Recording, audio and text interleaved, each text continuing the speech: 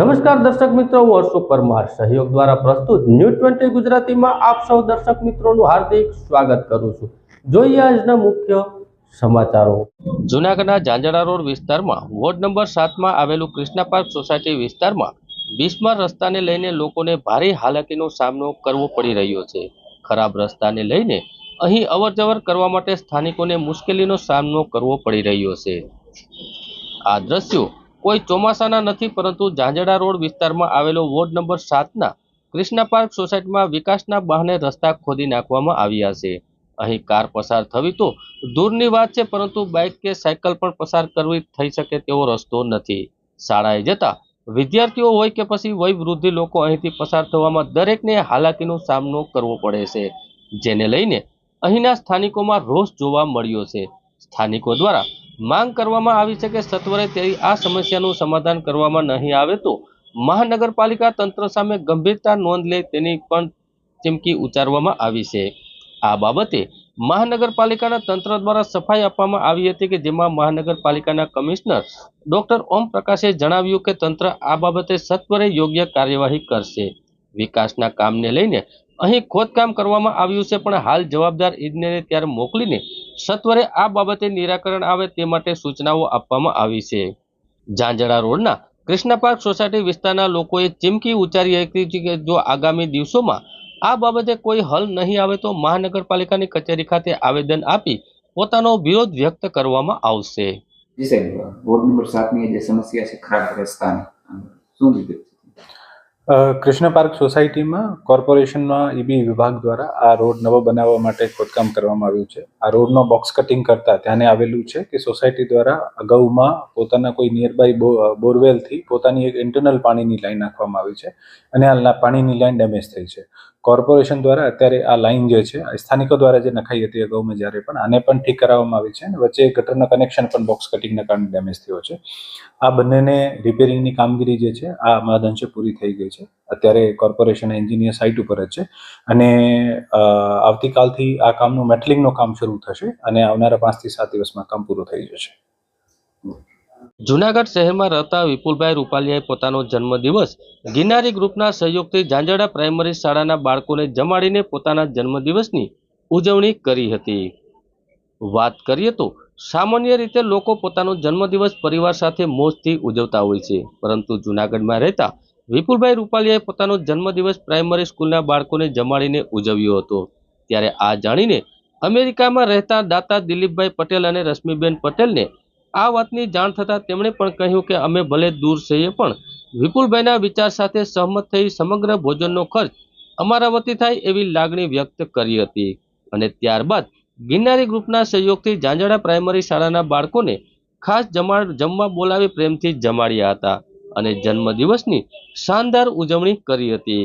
આ ઉજવણીમાં જૂનાગઢના ડેપ્યુટી મેયર ગિરીશભાઈ કોટેચા, યતીનભાઈ કારિયા, ગિરીશભાઈ અડતિયા, જનકરાય તિલાવત, વિમલભાઈએ હાજરી આપી હતી।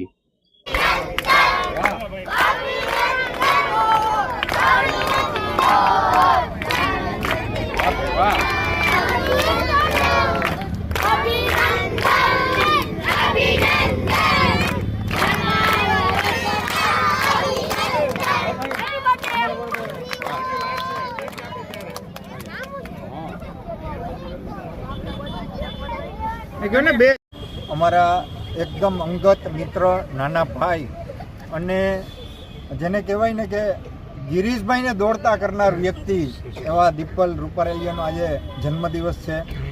નાનું કામ હોય તો પણ એ મોટું કેમ એને બનાવવું એ એનામાં ખરેખર બહુ સારી આવડત છે। નાના કામને પણ મહત્ત્વ દેવું એ મહત્ત્વની વસ્તુ છે, અને ગિરીશભાઈનો જેની ઉપર હાથ હોય એ વ્યક્તિ હંમેશા દોડતી જ રહે। એ પછી દીપલ હોય, ગિરીશ આડતિયા હોય, યતીન કારિયા હોય, ગૌરવ રૂપારેલિયા હોય, જગદીશ જોબન પુત્રા હોય, બિપિન સોઢા હોય, હિતેશ કંટારિયા હોય, આ ટીમનું જે છે ને એ ગિરીશભાઈ છે અમારા સમગ્ર લોકોનું પાવર હાઉસ છે।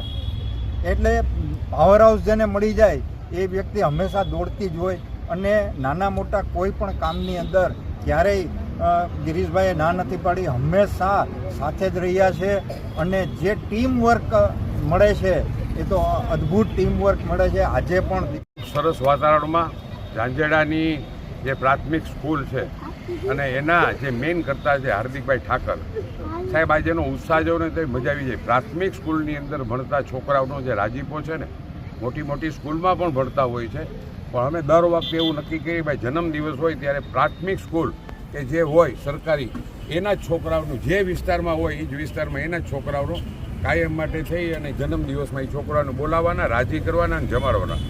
એ જ રીતે દીપલ રૂપારેલિયા કે મારા દીકરા પાર્થ સમાન છે.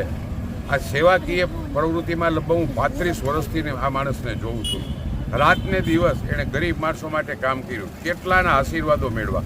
અને તમારે બધાને પૂછો ને કે દવાખાનાનું કામ હોય તો કોનું જરૂર પડે, તો દીપલની જરૂર પડે. અમારા ગ્રુપમાં પણ એક જ છે, કોઈ પણ કામ હોય તો અમે દીપલને સોંપી દઈએ. આ એક કામ નહીં, સેવાકીય અમારા જે યતીનભાઈ કારિયા છે ઇન્ડો આફ્રિકાથી ને જે રીતે ગરીબ માણસો માટે પૈસા આવે. જૂનાગઢ જિલ્લાના કેશોદના પંચાણા ગામનો મહિલા સાથેનો દુષ્કર્મ બન્યો હતો. મહિલા સાથે દુષ્કર્મ આચરનાર રણજીત પરમાર નામના ઈસમને પોલીસે ઝડપી લીધો છે. જૂનાગઢ જિલ્લાના કેશોદના પંચાણા ગામ ખાતે મહિલા સાથે દુષ્કર્મનો મામલો પ્રકાશમાં આવ્યો હતો, જે અંતર્ગત પોલીસે ગણતરીની કલાકોમાં પંચાણા ગામનો તાંત્રિક વિધિના બહાને કારસ્તાન કરનાર ઈસમને ઝડપી પાડ્યો છે.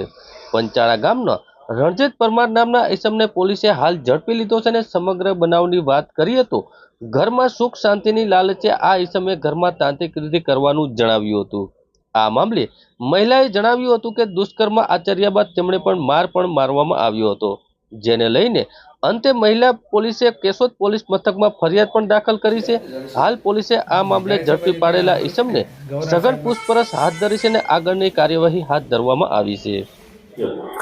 ગઈ તારીખ 10/1/2025ના રોજ કેશોદ પોલીસ સ્ટેશન ખાતે એક દુષ્કર્મનો બનાવ બનવા પામેલો હતો, જેમાં ફરિયાદીના ઘરમાં સુખ શાંતિ થશે એવી લાલચ આપી અને આ કામના આરોપી રણજીત બધાભાઈ પરમારે દુષ્કર્મ કરેલું હોય એ બાબતનો ગુનો કેશોદ પોલીસ સ્ટેશન ખાતે દાખલ થયેલો, જે આગળની તપાસમાં આ કામના આરોપીની કેશોદ પોલીસ સ્ટેશનને કાયદેસર ધરપકડ કરી આગળની કાર્યવાહી હાથ ધરેલી છે. આરોપીનું નામ કઈ રીતની બેનને લલચાવવામાં આવ્યા હતા? આરોપી રણજીતભાઈ બધાભાઈ પરમાર છે, જેઓ તાંત્રિક વિધિ કરી અને એમને લલચાવેલ કે ભાઈ તમારા ઘરમાં સુખ શાંતિ આવશે ને એવી બધી લાલચ આપેલી હતી અને ત્યારબાદ એના પર બળજબરીથી દુષ્કર્મ કરેલું હતું. મહિલાને માર મારવાની વાત એમાં થપ્પડ મારેલાનો કેસ છે, એ હકીકત છે. અન્ય કોઈ સામેલ છે એક આરોપી સિવાય? હા, એ અંગેની આગળની તપાસ હાથ ધરેલી છે. જૂનાગઢ જિલ્લાના કેશોદના ચર ગામે ખૂનનો બનાવ બન્યો હતો, જેમાં આઘેડની હત્યા કરવામાં આવી હતી. ખીમજીભાઈ બોરખતિયારા નામના આઘેડની કરાઈ હત્યા. બોથડ પદાર્થના ઘા મારી મોડી રાત્રે હત્યા કરવામાં આવી હતી. લીલા ડાભી નામના ઈસમ સામે મૃતકના દીકરાએ પોલીસ ફરિયાદ નોંધાવી છે. કેશોદ પોલીસ દ્વારા તપાસ હાથ ધરવામાં આવી છે. જૂનાગઢ જિલ્લાના કેશોદના ચર ગામે આઘેડની હત્યા કરવામાં આવેલી. મોડી રાતનો બનાવ બનવા પામ્યો હતો અને ખીમજીભાઈ બોરખતેરા નામની આઘેડની બોથડ પદાર્થના ઘા મારી મોડી રાતે હત્યા કરાઈ હતી, જે અંતર્ગત લીલા ડાભી નામના ઈસમ સામે મૃતકના પુત્ર કૌશિક બોરખતેરે પોલીસ ફરિયાદ દાખલ કરી હતી. આ બાબતે પોલીસ દ્વારા પ્રતિક્રિયા આપવામાં આવી હતી, જેમાં જણાવવામાં આવ્યું કે મૃતકના ખેતરે તેની હત્યા કરાઈ હતી. નજીકના ખેતરમાં મજૂરી ખેતી કામ કરતા લીલા ડાભી નામના વ્યક્તિ દ્વારા હત્યા કરવામાં આવી છે. હત્યા કરવા પાછળનું કારણ નજીવું જાણવા મળ્યું હતું. મૃતક દ્વારા લીલા ડાભીએ ટકોર કરી હતી. તેમની પત્ની વિશે પણ અવારનવાર અભદ્ર વર્તન કર્યું હતું. સાચું ખોટું હોય તે બાબતે આ બાબતને મનમાં રાખીને આવેશમાં આવી જઈને લીલા ડાભીએ હત્યાનો અંજામ આપ્યો હતો. હાલ કેશોદે પોલીસ હત્યા કરનારને ઝડપી પાડતા તજવીજ હાથ ધરવામાં આવી છે. આપનું નામ? મારું નામ હરેશભાઈ ભયાભાઈ આહિર, ગામ ચર, વાડી વિસ્તારમાં રહે. અને આપણે અહીંયા જે બનાવ બન્યો ખીમાભાઈ માલદેભાઈ બોરખતરિયા, એની વાડીએ એ સૂતા હતા અને કોઈ અજાણ્યો શખ્સ આવી અને હુમલો કરી ગયો છે. માથાના ભાગમાં વધારે લાગી ગયેલ છે. 108ની ટીમને અમે ફોન કરી બોલાવી. 108ની ટીમ સ્થળ ઉપર આવી. ડૉક્ટર સાહેબે એને મૃત જાહેર કરેલ છે. પછી પોલીસ સાહેબને પોલીસ સ્ટેશને ફોન કર્યો અને પોલીસ તપાસ હાથ ધરી. ઘટના બની છે, એમાં શું ઘટના કઈ રીતે? ઘટનામાં તો ભાઈ એમાં અજાણ્યું છે, એમાં કઈ આપણને ઘરમાં કોઈ હાજર હતું? ઘરમાં એક એના છોકરાના ઘરના હાજર હતા, એનો બાબો અને એ મમ્મી દીકરો બે જુનાગઢ હતા. જુનાગઢ એક એના સગાની ઓપરેશન હતું ને ત્યાં ગયા હતા. અત્યારે અહીંયા ખીમભાઈ આજે મૃતક છે ખીમભાઈ અને એના દીકરાની વહુ એ 2 જણા જ ઘરે હતા. અને જે એના ઘરના ભાઈ છોકરાની વહુ છે એના રૂમ ઉપર સ્ટોપર મારી દીધી હતી. એટલે એ કોઈ બારોબાર નીકળી ન થઈ ગયા અને એને કઈ કોઈને જોઈ ન થઈ ગયા કે કોણ હતું એ હુમલો કરનાર. અને ઓલો ભાઈ જે કોઈ અજાણ્યો શખ્સ છે એ આ ખીમભાઈને બોથડ નો ઘા મારેલ છે એને સાહેબ એ મૃત્યુ પામ્યા. જી સર. ગત રોજ કેશોદ પોલીસ સ્ટેશન ખાતે એક ખૂનનો બનાવ બનવા પામેલ છે, જેમાં ફરિયાદી કૌશિકભાઈ ખેમજીભાઈ બોરખતીરે કે જેઓ ચાર ગામના રહેવાસી છે, તેઓના પિતાજી ખેમજીભાઈ કે જેઓનું આમાં ખૂન થયેલું છે, જેમાં આ કામના આરોપી લીલાભાઈ ભીખાભાઈ ડાભી એનું નામ જો ફરિયાદ લખાવેલી છે.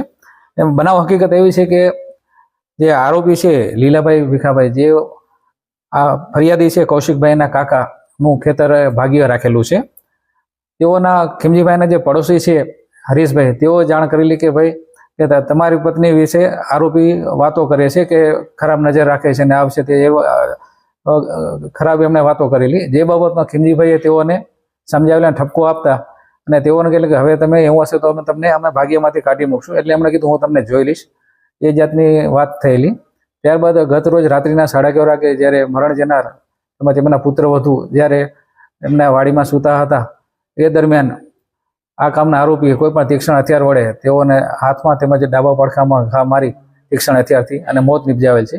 જે બાબતની ફરિયાદ કેશોદ પોલીસ સ્ટેશન ખાતે કૌશિકભાઈએ જાહેર કરતા કેશોદ પોલીસ સ્ટેશને ગુનો દાખલ કરી અને આગળની તપાસ હાથ ધરી છે અને આગળ આરોપીને પકડી પાડવા માટે તજવીજ ચાલુ છે. મુખ્ય કારણ તો સ્ત્રી કારણ હોઈ શકે કે શું લાગે?